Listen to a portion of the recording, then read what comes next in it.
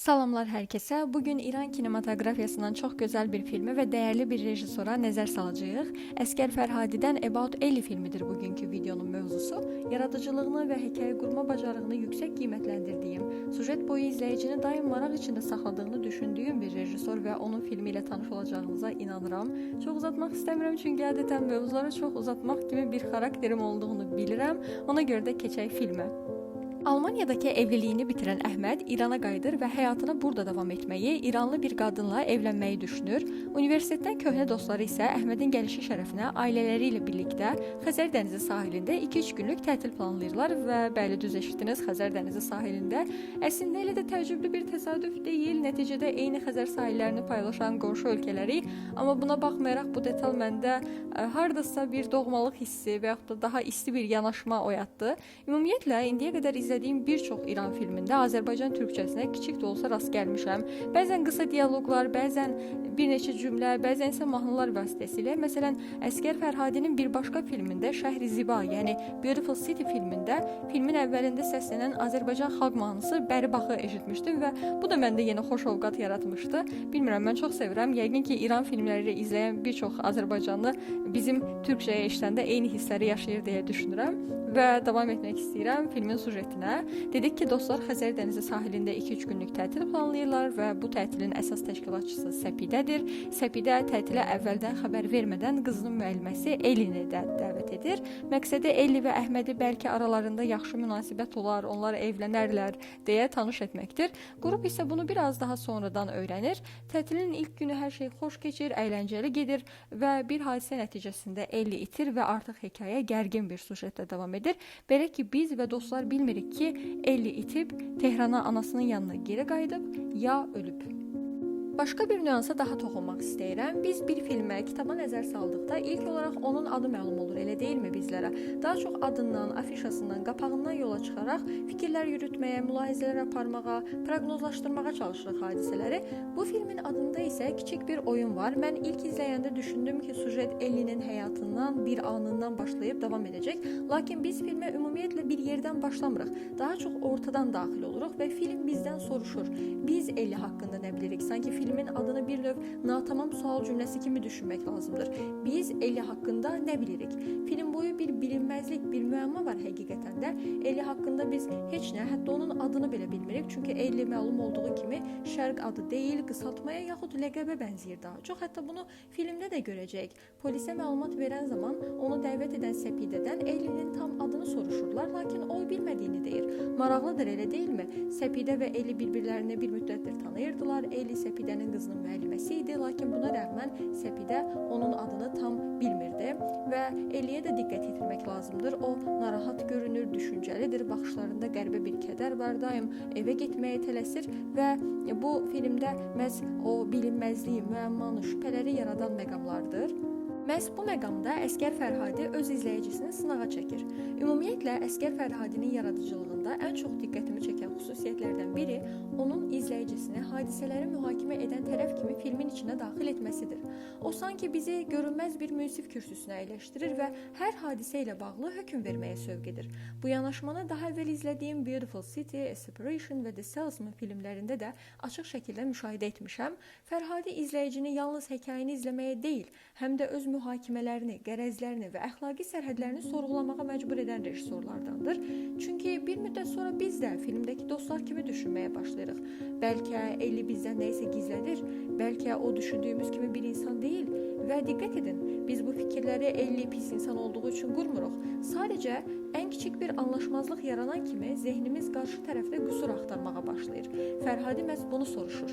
Biz doğrudanmı düşündüyümüz qədər gərəksiz insanlarıq, yoxsa ən kiçik şübhə yaranan anda qarşımızdakı insanı mühakimə etməyə meyillənirik?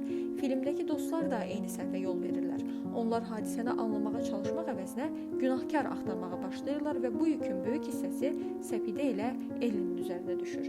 Xüsusilə də belə mühafizəkar cəmiyyətlərdə qadınlar daha tez şübhə altına alınır, onların sözünə daha az inanılır və onlar daha sərt mühakimə edilirlər. Təəssüf ki, bu da filmdə diqqətin yönəlməli olduğu məqamlardandır.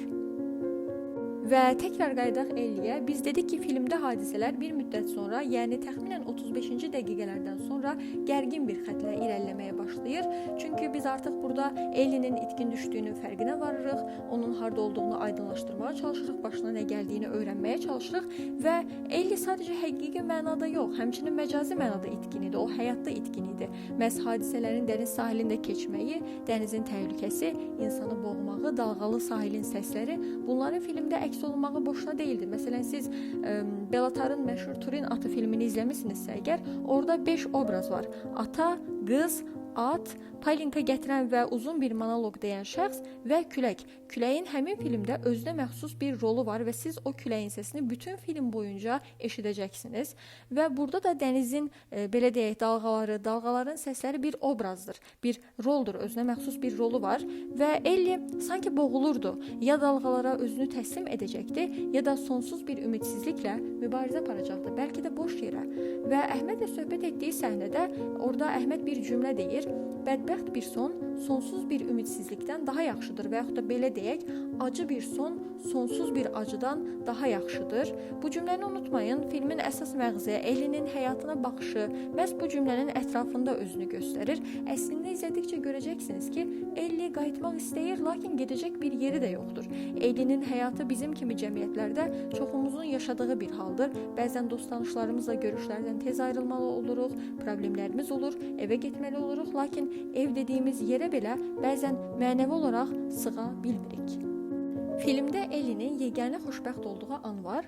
O da sahildə uşaqlara nəzarət edən və onlarla çərpələng uçurduğu zaman idi. O səhnədə həm bir gərginlik hiss edir, həm də Ellinin azad, xoşbəxt hiss etdiyi anı görürük.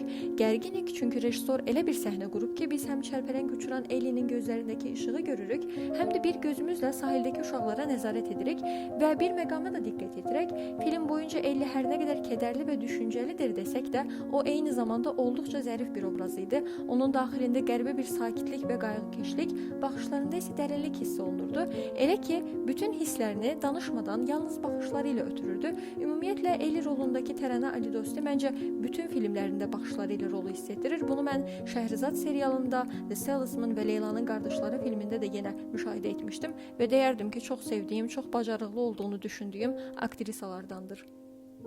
İndi danışacağım bu hissədə müəyyən qədər spoiler ola bilər. Ona görə də mən tövsiyə edərdim ki, əvvəlcə filmi izləyin, daha sonra bu videoya gəlin. Və bəli, filmdə hadisələr ətrafında toxunulan 3 əsas məsələ var. Birincisi, bəzən yaxşı niyyətlə düşünmədən atılan addımların, bundan heç nə olmaz dediyimiz kiçik yalanların nəticəsi çox ağır ola bilər. Səpidə bu məsələnin mərkəzində durur.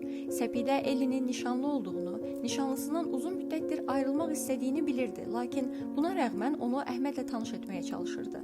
Ellinin nişanlı olduğunu da hər kəsdən gizlətmişdi.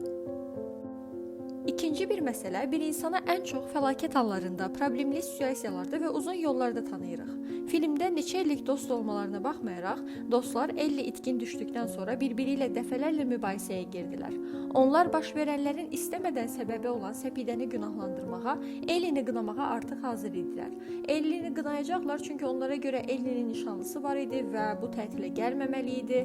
Bir-birlərini qorumağa deyil, günahkar axtarmağa və bir-birlərinin üstünə düşməyə hazır idilər. Yəni, belə ki, əgər baş verənlərin səbəbkarı Səpidə olmasaydı, bir başqası olsaydı, onu günahlandıracaqlar və yaxud da başqa bir günahkar axtaracaqlar. Yəni, sanki ümumiyyətlə bizim cəmiyyətlərdə buna bənzər hal, bu xüsusiyyət sanki daim var. Mən çox müşahidə etmişəm bizim insanlarda ki, insanlar daha çox, belə deyək, problemli anlarda, çətin anlarda bir-birlərini günahlandırmağa və yaxud da günah keçisi axtarmağa çox meyil edirlər. Çünki bu daha asandır. Elə deyilmi? Təəssüf ki, elədir.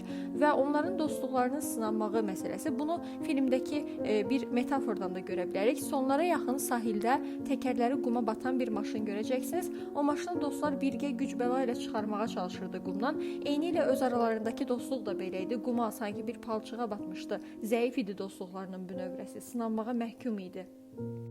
Üçüncü və ən əsas məsələ bütün İran filmlərində, eləcə də bir çox filmlərdə olduğu kimi cəmiyyətin qüsurları. Filmin əvvəlində biz görürük ki, dostların akademik keçmişi var, köhnə universitet yoldaşıdırlar, öz həyat yoldaşları ilə birgə gəliblər bu tətilə. Elliyə qarşı da çox nəzakətli və istiqanlıdırlar, bir-birləri ilə çox səmimidirlər. Əhməd obrazı Almaniyada həyatının bir dövrünü keçirib, keçmiş həyat yoldaşı Alman əsilli olub və s. Lakin hadisələr gərginləşdikcə içərisində olduqları mühafizəkar cəmiyyət normaları özünü göstərir. Bunun ilk anı Əmirin Səpidəni sanki bir cəzalandırma üçün vurmağı idi. İkincisi isə Ellinin nişanlı olduğunu öyrənən dəqiqə məsələnin əslini bilmədən Ellini qınamaqları idi. Belə ki, öldü ya itib bilmədikləri Ellinin namusunu qurtarmağı düşünürlər. Çünki nişanlısına nə cavab verək, tək onlarla tətilə gələn Elliyə nə deyərlər deyə narahat qalırlar. Hətta film boyu bir dəfə belə heç kim Ellinin çantasını açıb baxmır ki, orada nə var. Həmin çantanı bir səhnədə Elli qayıdıb getməsin deyə Səpidə gizlədir, başqa bir səhnədə nişanlısı Əli Rıza yüngülvari göz gəzdirir, lakin heç kim çantada bəlkə Elliyə aid önəmli bir detal var deyə açıb baxmır. Biz də, dostlar da o çantaya laqeyd qalırıq. Burada olan o gərginlik, digər tərəfdən laqeydlik hissi izləyəni çox narahat edir.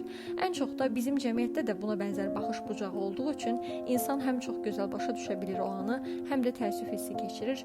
Çünki bəlkə də bir çoxlarımız Elliyi kəsdində bugün bizlər itsək və yaxud da başımıza bir iş gəlsə və dostlarımızla tətildə gəlsə bu iş başımıza, insanlar ən çox nə deyəcəklər bizim haqqımızda? Ora niyə getmişdin? Sən orada nə gəzirdin? Sənə lazımdırmı dostlarınla tətilə getmək və s. kimi gərəksiz fikirlər irəli sürəcəklər, amma heç kəs insan canıyla, insan həyatı ilə maraqlanmayacaq.